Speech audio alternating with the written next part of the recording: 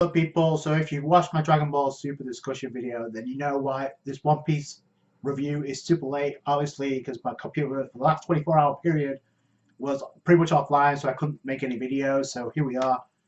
Gotta say though, the most obvious point of the previous 1 hour special, it's been 2 weeks since we had a One Piece episode, was always going to be tough act to follow, especially 808, when it comes to like Sanji versus Luffy, even though Luffy did not fight back. The whole point of the mid-special events was pretty much the way that Sanji was kicking Luffy around and the emotional outburst of not only Luffy and Sanji at the end, but also Nami. That made the episode and half of the special worth the wait. So coming into this, obviously tough act to follow when it comes to the emotion aspect, and it kind of wraps the aftermath of Luffy pretty much exhausted on the ground, not moving from that spot where he promised he'll be waiting here until Sanji returns. Sanji, of course, on his way to Whole Cake Chateau with a tea party with Big Mom and company, alongside Pudding. I'll get to that in a minute. Speaking of Big Mom, we start off at the Whole Cake Chateau, and Big Mom is ticked off beyond belief because now she's aware that Cracker got taken out by Luffy. She's like, she unleashes Conqueror's Haki and knocks some couple off fodder, which I don't think should be a shock to anybody that she has Conqueror's Haki. So that was kind of neat. Then she just like, okay, so I guess she's had enough. Now here's the thing, okay? You would think, given the fact that Cracker fell a commander or Yonko General fell to Luffy, you think, okay, so the next best thing would have sent another Yonko commander. Much like a rogue took down Snack, so he sent in Cracker to deal with the rogue. No. I think Big Mom knew Luffy would have his hands full with Cracker, so okay. So now she sent pretty much most of the Big Mom army, which a lot of big wigs led by, I guess, Bobbins, alongside Amande, Oprah, and Montdor, among others. You obviously got some chess piece fodder that's probably going to get down to Luffy. But at the same time, I think Big Mom knows these guys can take care of it. And if you want proof of that, just look at the end of the episode. Look how Luffy was responding when he knew what was coming. He knew it was approaching because I think he sensed it with observation Haki. My personal opinion, he sensed how strong some of these guys are. And one thing that kind of put them over is like when you have the Fin Smoke, so as strong as they get, kind of like put them over. It's like, okay, there's no way Straw Hat's going to deal with that. And I think even Sanji realizes that, okay, maybe I messed up here. I mean, he's having flashbacks to when Luffy said, I'm waiting here, so because without you, I cannot become king of the pirates. So Luffy will not move from that spot, regardless. And you have Nami there trying to lead with Luffy to move from that spot because she knows what's awaiting. She sees the clouds coming down, a storm is brewing, and that's the manifestation of Big Mom's rage. It'd be crazy for Luffy to even match up to that, let alone fight that. So, and Nami's like, yeah, we need to go.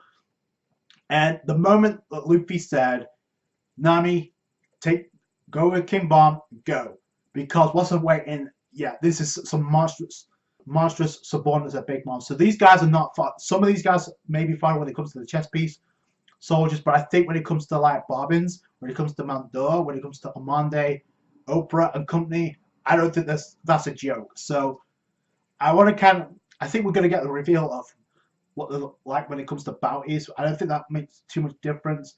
And so if you want my personal opinion, Luffy should be able to put up a good fight, but I mean, it's going to be a neat little twist down the road upcoming, especially with Pudding sending a note to Sanji saying we need to talk in private. So that's going to have another twist of the tail later down the road.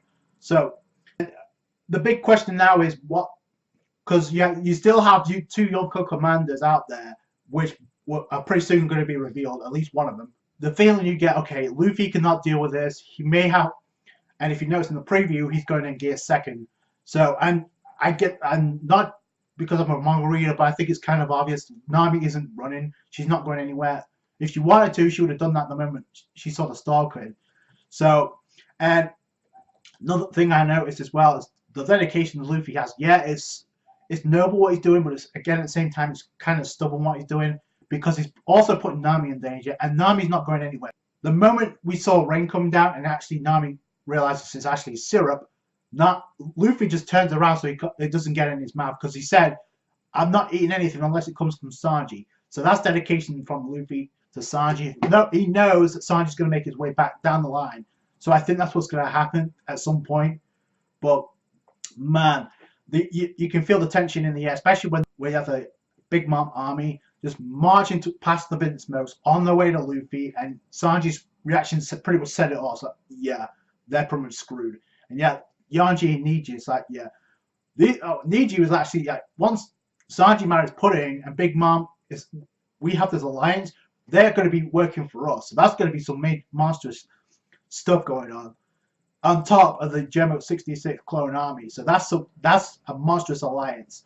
So, and you got Judge there. He realizes, yeah, our goal is achieved once we go through this wedding. I wouldn't be too sure about that. The question is, can you trust Big Mom as volatile as she is? And we actually got some interesting dialogue where Big Mom got ticked up and she's walking to, I guess, one of the daughters of the Charlotte family. Actually wanted to see the head cook because she wanted a knife to actually cut a teddy bear up. So I guess we're going to get the reveal of who that cook is. Obviously Sanji and Pudding have a meeting. I guess that's taking place next week, because if you notice, Sanji's actually peeling off the I guess the cosmetic mask that's actually trying to heal his swelling, even though it's not got down because he's still bruised and all that. So that's going to take place next week. Also, Big Mom Pirates are coming in on the attack for Luffy. I don't like his chances, but I don't think Nami's going to be there by his side, because even though she pleaded with Luffy to leave the place, I don't think Nami's going anywhere. Just the way she's been when it comes to like her interaction with Luffy's entire arc, I don't think she's going anywhere. That's just my opinion. That's it from me. Thank you so much for watching. Like this review if you did appreciate that. Comment down to us what you thought about this episode and what you think about the whole Island arc in the anime, of course. Subscribe channel. Catch you guys later. Bye.